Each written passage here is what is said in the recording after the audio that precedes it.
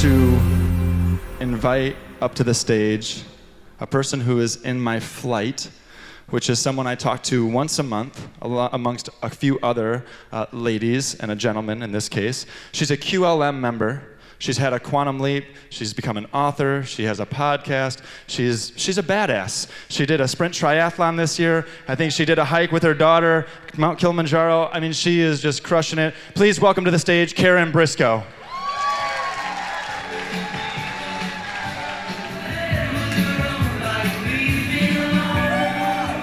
So did you all catch that? That My Life and the song that Jeremy just sang for us was My Life?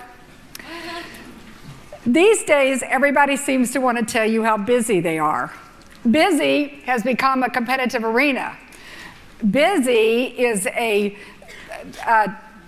way to show people that you are important, that you have a lot going on. When someone asks, how are you, how often do you answer, good, but busy? And yet, we like to think that our society has gotten faster and busier, and this is a modern problem. It is actually age-old. 2,500 years ago, Lao Tzu said, time is a created thing. To say, I don't want to say I don't have time means I don't want to. Busy means we don't have to change. We can stay where we've always been, in our comfort zone. But busy has a cost. It could close off time for creativity, personal development, self-care, as Dr. Sean shared, relationships, and opportunities. After all, time is a non-renewable resource. Once that second and minute and hour and day and week and year are gone, we can never get them back. We all say we want to make time to do something meaningful, and yet why don't we? Time poverty is epidemic. And yet we fill up our hours and days with things we don't really care about and don't really matter, crowding out and taking up space for things that do.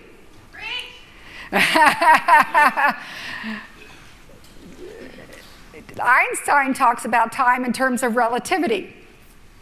He says, 1 minute with your hand on a hot stove, or in traffic, or in a boring meeting, it feels like eternity, right? 1 hour with someone you love, doing something you're passionate about, feels like time flies by. That's relativity. There will never be enough time to do something you don't want to do. For many years, I said I wanted to write a book. Many people told me I should. Seemed like I never had time to actually write, though. My husband wanted me to take a poll, and it's been taken several times this weekend. How many people here want to write a book, or somebody has told you to write a book? Okay, this is a very prolific audience. So how many people have actually written a book? So what I found for me was it wasn't really about the time. It was about my perception that investing in myself and spending time on things that I wanted to do was selfish. It was worthiness. It was what J.J. Virgin talked about on Friday at Entrepreneur Day. It was that I did not value myself enough to put the time, make the time, create the time for what I wanted to do. In Maslow's hierarchy of needs, we're supposed to work our way up the pyramid. Start with the basic needs first. Food, shelter, safety, material goods, and so on. And only once those lower level needs are satisfied can we go on to the next level. The problem with that is very few of us get to the self-actualization step because we run out of time. What if we were to flip the pyramid and start with self-actualization? Yes. And once we do that, how do we make the time? And it's simpler than you think, and it's going to have a positive impact on those around you. Self-actualization is achieving your full potential, becoming everything you are capable of becoming. In my profession of real estate, we talk about the value of property or land when it's at its highest and best use. So land can be used as a park, or it can be used as a dump. Land can be used as a thriving school or a commercial building. What does self-actualization look like for you? What is your highest and best self? The idea of putting oneself first may seem counterintuitive. After all, many of us are taught we are supposed to put other people first. What I have found in my life is that it can have a positive impact on the people around me. It's not selfish at all. What's good for me can actually be better for you. Here's the other thing about flipping the pyramid and starting with self-actualization. Hate to break it to you all, but we can't change other people. We can't change many circumstances. I'm in real estate, haven't been able to change the market yet. The only person we really have control over is ourselves.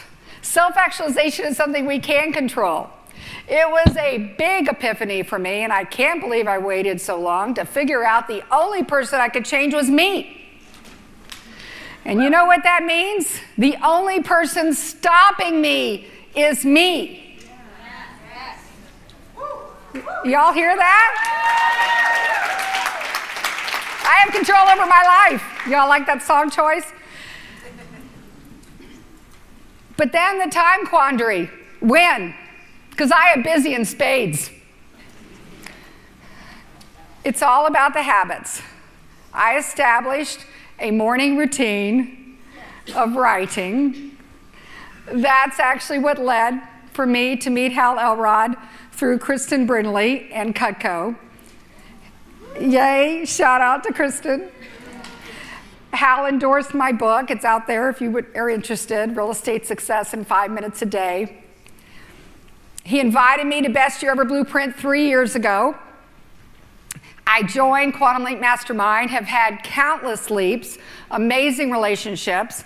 Brother James mentioned that he's in my flight. I have a 5 Minute Success podcast, have the guests, including Brother James, Hal Elrod, and John Berghoff. I met Julie Riesler, who's the voice of my books and my podcast.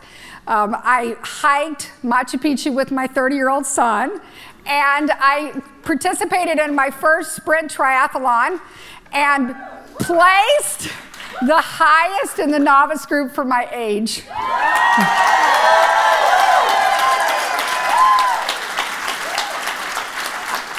I'm writing the next book called Flip Time, Love Life. I am starting a movement called 80 by 80 by 80 movement, participating in 80 events by 80, really focusing on people that are older than 50. I'm 59. I'm coming to this on the other end, but I'm telling you, it's never too late, right? Start today.